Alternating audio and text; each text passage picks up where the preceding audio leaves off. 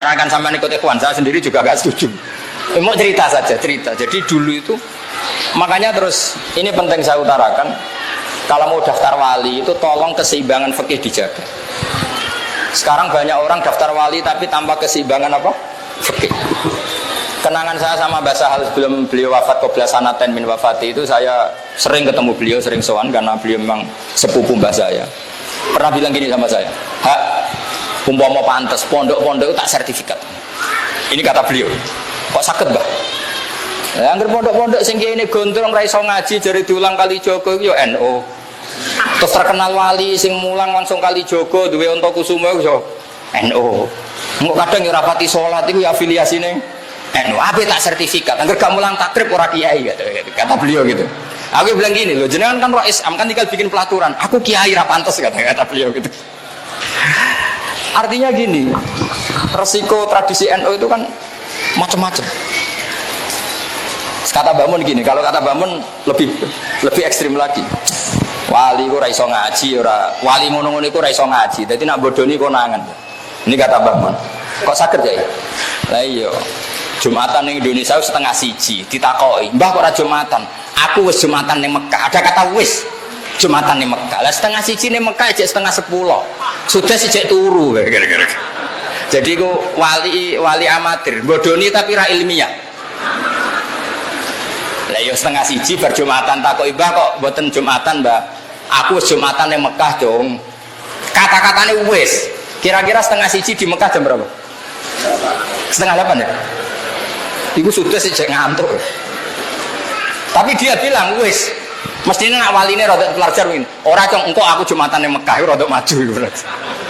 Tapi wis kadung keliru munine wis. Mungkin enggak setengah 1 wis Jumatan ning Mekah? Enggak mungkin kan karena belum masuk waktu apa? Jumat. Karena kita terpaut berapa? 4 jam. Makanya ini penting saya utarakan sehingga tradisi hajian, karena dulu ya mas saya kajian banyak yang ngaji di sarang, juga beberapa mas saya sarang ngaji di kajian, karena mulai dulu adat kiai itu silang-silang. Makanya ini harus kita jaga, fikih ya kita jaga, ilmu wali ya kita jaga. Nah, nasihat kedua dari Mbak Dola yang dikenang bapak itu begini, Nur, jadi wong pilihannya mau loro tok, jadi wali itu sering ngurungokno radio. Zaman itu memang informasi itu radio. Artinya nak rawali kudu banyak apa informasi. Nak wali kan nganggo insting karena pakai kasufnya tadi. Makanya figur Imam Malik dan Imam Syafi'i ini jadi figur yang unik. Imam Syafi'i itu usuli, tapi kadang lebih usuli Imam Malik. Kayak tadi masalah hadku hormati Ramadan.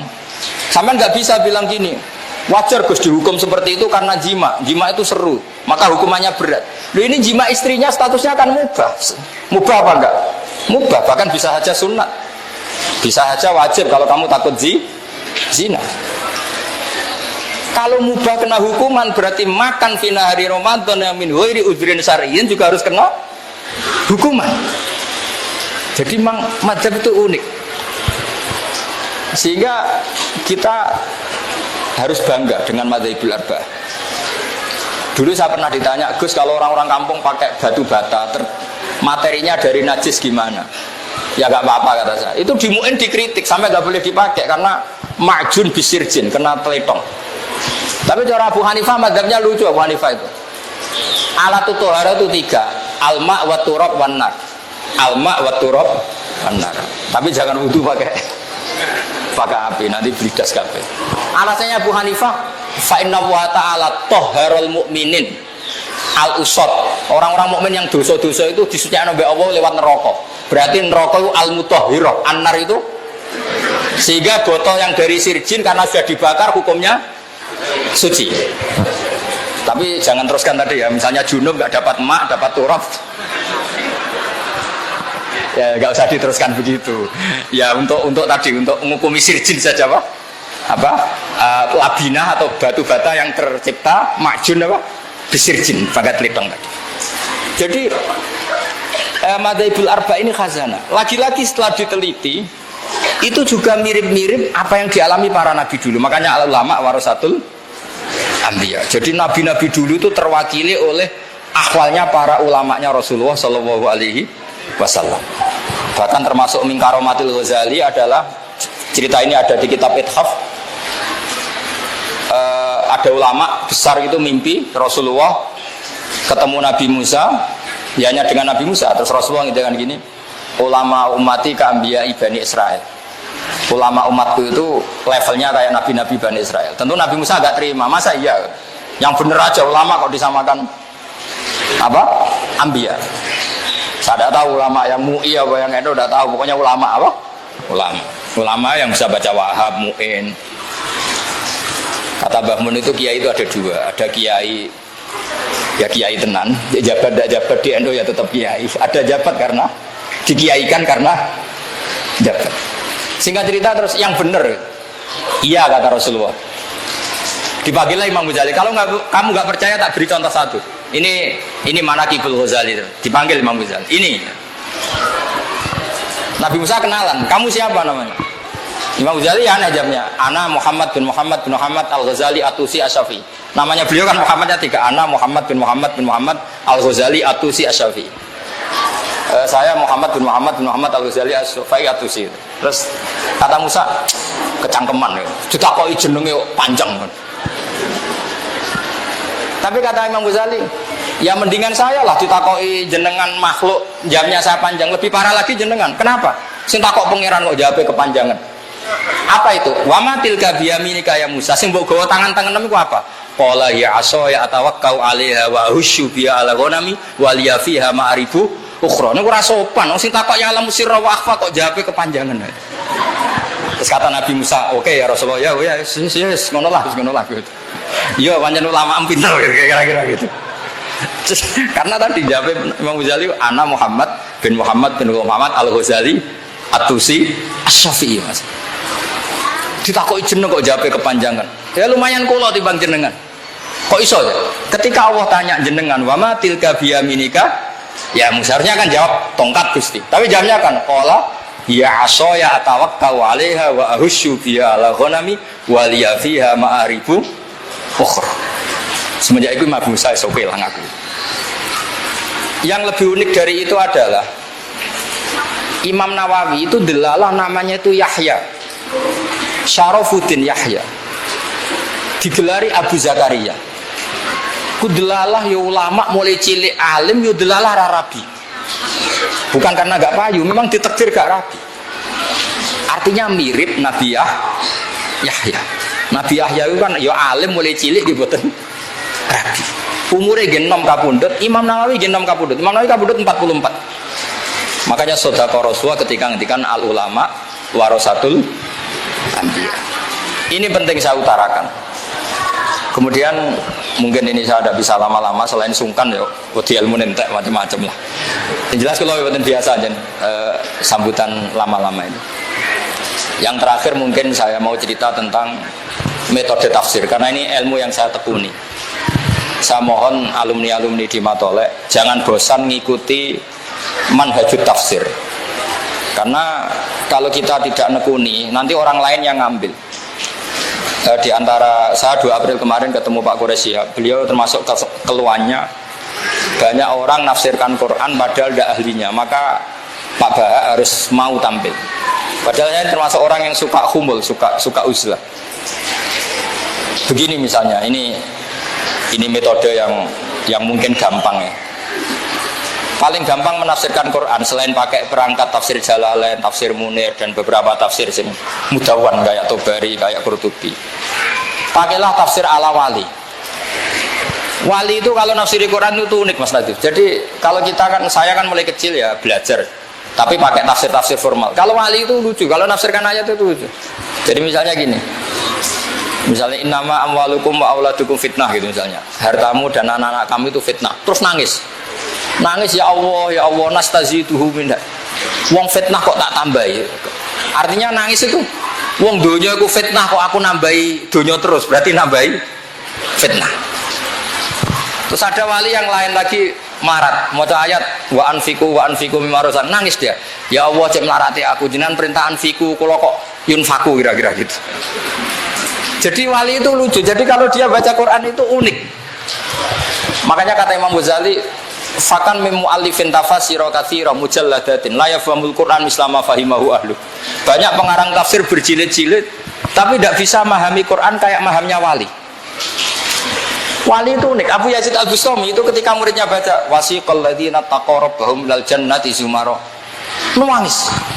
Orang-orang baik itu digiring menuju surga. Dia nangis, nangis.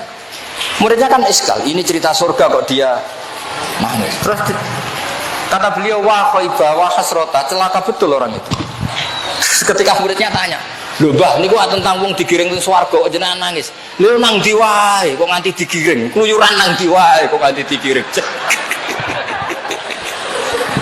Makanya kalau di kitab hikam itu ajiba rabbuka min qaumin yusaquna ilal jannah bis salasin. Wong dijak apik kok ngenteni bis salasil apa? Makanya enggak usah diterjemah, ini kan alim semua harus gitu aja.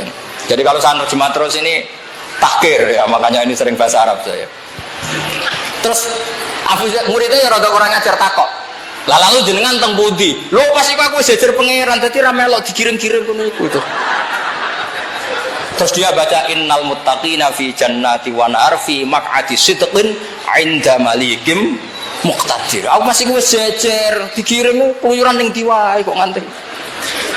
Jadi wali itu lucu, dia nggak ngerti. Abu Yazid aku yakin lah, ratau ngaji etkom, orang Arab. Pemenang ngaji kitab takbir, pemenang ngaji ning Solo ke arah, tahu kira-kira sudah kira-kira gitu. Soalnya ratau ngaji ya gitu kayak, dia ratau kursus ya. Tapi gauknya salim. Sehingga kitab hikam itu menafsirkan Quran nganggo jalur wali. Kita tahu hikam itu muridnya Abdul Abbas Al-Mursi, muridnya Abu Yazid apa? Al-Bustami. Itu kalau nafsirkan Quran itu unik. Dan kita harus mendengar itu. Misalnya ketika Abdul Hasan Asyadzili itu kalau ada orang habis sholat kok ngeluh, sholatku ditompo ta ora, aku marah. Marah besar. Kowe iku ditegur sujud wis apik. Sujud kok getun, bocah kok eleke ngono, kira-kira gitu.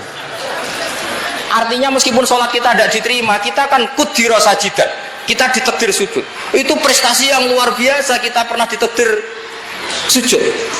Kowe kepengen ditompo ta ora iku hadun nafsi, padumu nak ditompo tembus swarga ngloni widadari kan gitu kira-kira gitu. Jadi gayanya kepengen ditompo tapi orientasinya sebetulnya widadari. Makanya saya tuh nggak pernah ngeluh habis sholat tuh, gue ditompo borak keren bersujud gitu saja. Nah itu mazhabnya Abdul Hasan siapa? Asyadzili, masyhur itu. Sampai beliau ngendikan masyhur tuh, qalilul amali ma'a syuhudil minnah minallah khairun min kasiril amali ma'a ru'yatit taksir. Amal sithik lah tapi yakin pemberian Allah luwih apik timbang amal akeh tapi ngerti nak taksir. Tangan-tangannya bener Abdul Hasan Asyadzili, coba. Tidak semua orang loh diberi rezeki Allah pernah sujud, pernah poso, pernah sholat, meskipun buat ditompo pengiran bora, tapi kan keren. Cara ketemu pengiran sebenarnya, ini dunia tahu sujud, nanti lah gusti. Tapi rata tompo pun buat tompo lah, penting nanti sujud bagi jenengan.